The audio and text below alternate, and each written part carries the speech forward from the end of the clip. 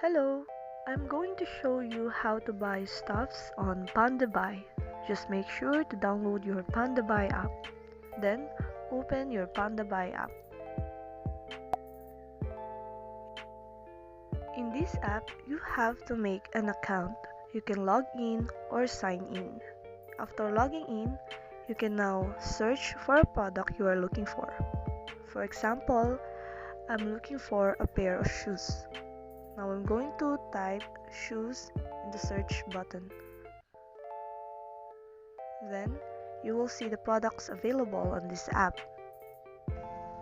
Now, when you see the product you wanted to buy, just tap the product and you will see the details such as the price, the details. You can buy it now or add to cart. After tapping any of this button, you will see the details about the item such as size, color, or quantity of the item you wanted to buy.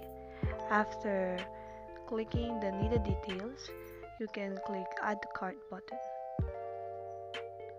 Now, if you want to buy it now, go to your cart, click the item or choose the item you wanted to buy now by tapping the box